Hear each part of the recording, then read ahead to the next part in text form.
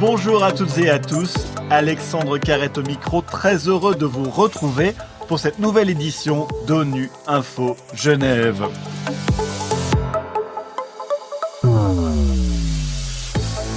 Il est médecin, militant des droits humains et prix Nobel de la paix.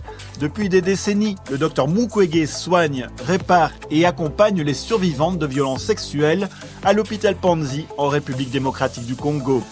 Co-créateur du Fonds mondial pour les survivantes, il est à Genève pour marquer les 5 ans de ce mécanisme unique et dresser le bilan d'un combat essentiel, permettre aux victimes d'accéder à la justice et à la réparation.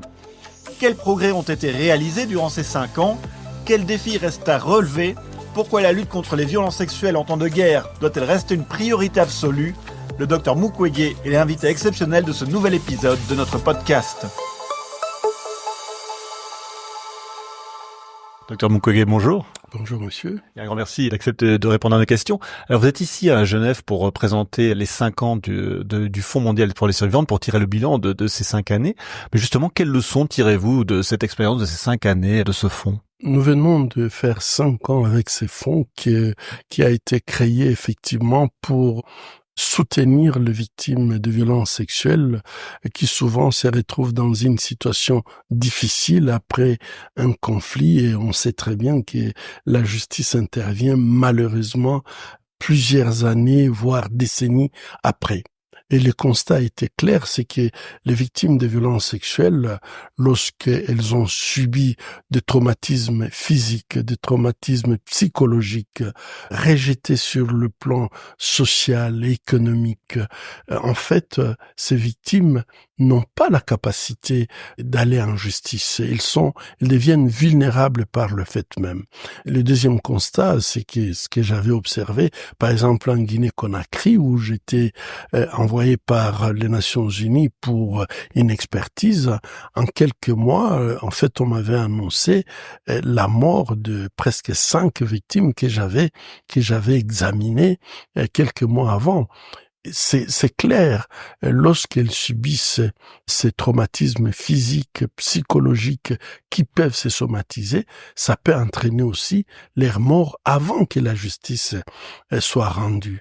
Et donc, l'idée de pouvoir soutenir les victimes et donner une réparation intérimaire, c'est permettre aux victimes de pouvoir d'abord regagner leur santé physique et mentale, leur dignité, et donc leur permettre en fait de mener ces combats difficiles qui est le combat de la justice. Et aujourd'hui, je dois dire que nous avons des résultats qui sont très très encourageants.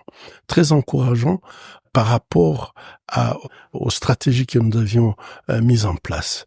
La stratégie qui consiste à soutenir les victimes de violences sexuelles lorsque l'État ne peut pas ou ne veut pas, puisque ce n'est pas notre rôle de faire de la réparation. C'est aux États de faire cette réparation. Mais on ne peut pas laisser les victimes les abandonner à leur propre sort, puisque l'État ne veut pas ou l'État ne peut pas. Et donc, ça nous a permis d'agir dans certains pays où nous avons soutenu, donc nous avions donné des réparations intérimaires aux victimes, et lorsqu'on voit leur capacité de regagner leur place dans la société, se battre pour leurs droits, c'est impressionnant. Et je crois que le cas de Guinée-Conakry, c'est un cas magnifique où on voit très bien que finalement, les droits a été dit en faveur des victimes de violences sexuelles, puisqu'elles étaient capables de se présenter avec force devant les juridictions. La deuxième réalisation, c'est que nous avons pu conduire 16 études à travers le monde, puisque la réparation n'est pas, elle n'est pas standard. Ce n'est pas, on ne peut pas appliquer la même chose dans tous les pays. Chaque pays a ses spécificités. Les victimes ont leurs spécificités. Et je crois que nos équipes ont mené des études dans différents conflits. Et quand vous lisez ces études, je crois que je les recommande tous ceux-là qui veulent aider les victimes de violences sexuelles de pouvoir comprendre comment pouvoir les faire, puisque il y a une diversité incroyable de pas seulement du besoin, mais de la compréhension. Parfois, nous avons ces sentiments qu'une réparation, c'est distribuer l'argent ou distribuer les biens. Mais parfois, les victimes vous disent, on a besoin de rien. La seule chose que nous voulons, c'est peut-être que nous puissions regarder les bourreaux dans les yeux et poser la question pourquoi il a dû faire ça. Et ça, pour certaines victimes, c'est la porte donc de sortie de leur souffrance.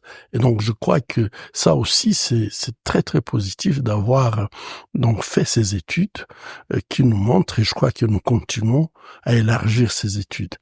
La troisième chose, nous avons aidé certains pays à pouvoir donc construire leur modèle de réparation, puisque nous avons agir, mais on a aussi guidé, on a aidé certains pays à construire leur modèle de réparation.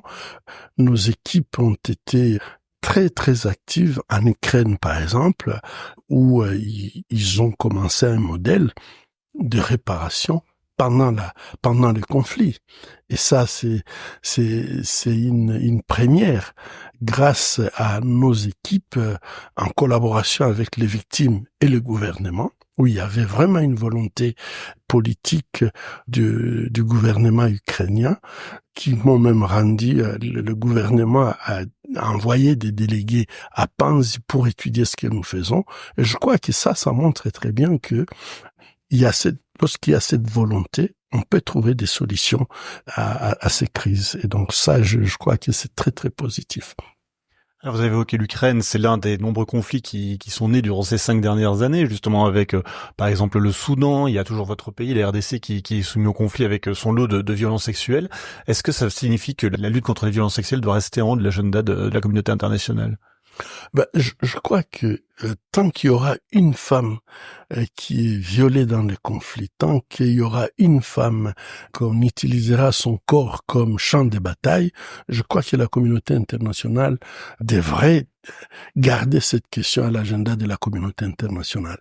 Je crois que c'est une question l'usage du viol, il y a rien de plus dramatique, qui fait honte à notre humanité qu'utiliser le corps des femmes comme champ de bataille pour gagner une guerre. En République démocratique du Congo, c'est une guerre économique. Mais pour une guerre économique, contrôler le coltan, contrôler le cobalt, contrôler le tantalum pour nos téléphones, pour nos appareils électroniques, utiliser les corps des femmes comme armes de guerre, c'est une honte pour nous tous. Et je crois que tant qu'il y aura une femme qui subit ça, qui est violée ou son corps est utilisé comme champ de bataille, la communauté internationale devrait garder cette question sur son agenda. Et justement, est-ce qu'elle en fait assez, cette communauté internationale? Malheureusement, aujourd'hui, les actions ne sont pas à la hauteur de la gravité de ce que les femmes subissent dans les conflits. C'est regrettable puisque avec la panne du multilatéralisme, on voit très bien que dans le conflit qui naissent, malheureusement, c'est encore les femmes et les enfants qui souffrent le plus et on n'a pas pris la mesure de la gravité de la situation des femmes et des enfants dans les conflits. Vous l'avez dit, vous soutenez les États pour qu'ils prennent des mesures législatives pour soutenir justement les survivantes. Est-ce que vous avez des exemples concrets, positifs que vous avez à partager? Je crois que, par exemple, en Ukraine, ils ont créé un cadre pour pouvoir aider les victimes de violences sexuelles en Ukraine. En Kosovo, par exemple, ils ont créé leur modèle de réparation qui peut subir des modifications pour l'améliorer, mais on voit un progrès réel dans ce qu'ils sont en train de faire. Je reviens de la Colombie où nous avons longuement discuté avec le ministre de la Santé et nous avions même inauguré un hôpital sur le modèle de Panzi qui qui a été, en fait, l'université nous a donné un terrain et le ministre de la Santé a promis de pouvoir y ériger un hôpital au modèle des Panzi. Donc, je pense qu'il y a quand même une coopération internationale pour permettre à ce que les changements dans cette question puissent se faire. Et on échange les expériences. Il y a des pays qui changent. J'étais très émerveillé de la réaction, par exemple, du ministre de la Santé en Colombie. Vous insistez beaucoup aussi sur le rôle de l'éducation comme moyen de réparation pour les enfants victimes de ces violences. Concrètement, comment est-ce que ce soutien de l'éducation peut prendre forme ?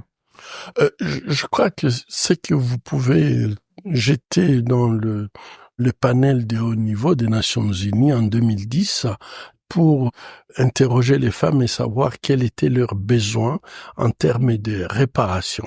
Ce qui m'avait étonné, c'était plus de 50% de ces femmes demandaient l'éducation pour leurs enfants. Et en fait, il y a des enfants qui, dans le conflit, peut-être on en parle très peu, mais ce sont des enfants qui naissent du viol. Et donc, ils n'ont pas de filiation dans la communauté, sont rejetés par le fait même d'être les enfants des ennemis. Il y a des enfants qui voient leurs parents violés, leurs parents humiliés face d'eux, et pour un enfant, c'est dramatique puisque les parents constituent le rempart. Et donc, lorsque ces remparts sautent, les enfants se trouvent sans protection et souvent, ces enfants vont se retrouver dans la rue. Il y a des enfants qui ont été des criminels, des enfants soldats. Et je pense que si vous prenez l'ensemble de ces enfants, si on les laisse sans leur donner la possibilité d'une éducation, et cette éducation est souvent précédée par une prise en charge psychologique, ce sont des enfants qui vont reproduire le même modèle dans la société. Lorsqu'on parle avec les parents, on sent très bien que leur inquiétude, c'est vraiment de voir leurs enfants pris en charge comme une réparation que la société demande.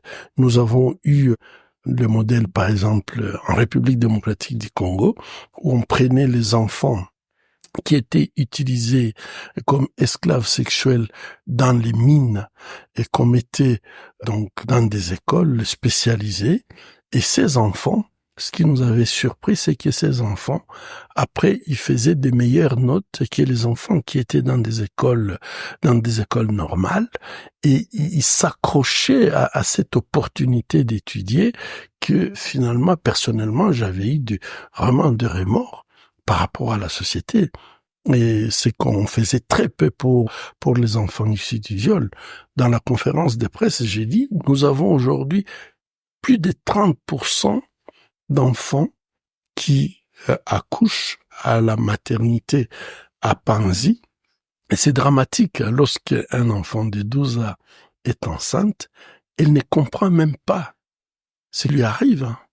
Nous sommes en train de mettre avec UNFPA un protocole pour les accouchements des enfants. Et je pense que lorsqu'on voit la situation des enfants dans les conflits, et spécialement les filles, nous avons vraiment beaucoup de choses à faire pour ne pas perpétuer les conséquences de la violence dans nos sociétés respectives. On a déjà évoqué le rôle des Nations Unies, mais comment est-ce que vous voyez l'évolution de la coopération entre la société civile, votre fondation et tout ça, et justement le système multilatéral des Nations Unies ou des organisations internationales ? Je crois que le travail que nous faisons, en fait, nous ne pouvons pas le faire seuls. Nous avons besoin des États. Nous avons besoin d'une coopération multilatérale. Nous avons besoin de la société civile pour la mise en œuvre de beaucoup d'activités que nous voulons mettre en place. On aura besoin de la société civile pour pouvoir mettre en œuvre les activités. Donc, il faut une coopération multilatérale avec prenant tous les acteurs dans cette coopération. Pour terminer, vous avez dit lors de la conférence de presse que ce qui vous encourageait à continuer, c'était les victimes. Absolument. Je crois que j'ai toujours été impressionné par la force des victimes. J'ai soigné des femmes qui sont passées par des situations très, très difficiles, qui sont arrivées à l'hôpital des Panzi presque sans avoir l'air mémoire où elles étaient tellement traumatisées qu'elles perdaient les notions des temps, de location, etc. Mais ce qui me surprend, c'est que ces femmes, lorsqu'on les prend en charge, lorsqu'on les soigne, physiquement, psychologiquement, lorsqu'on les aide pour les jeunes à retourner à l'école, comme je viens de dire, elles ont des résultats impressionnants. Lorsqu'on les aide à avoir un nouveau profil et pouvoir travailler, gagner leur vie, ce sont des femmes qui arrivent à transformer leur souffrance en pouvoir, transformer leur peine tout simplement à une capacité de pouvoir diriger leur communauté. Et cette force-là, moi, ça m'impressionne et ça me donne le courage de continuer. Je crois que dans des zones de conflit, si on donne l'opportunité aux femmes, elles sont les seules à pouvoir aider à reconstruire rapidement les tissus sociaux détruits par ce mal qui est le viol et les violences sexuelles dans les conflits. Docteur Mukwege, un grand merci d'avoir répondu à nos questions. Merci.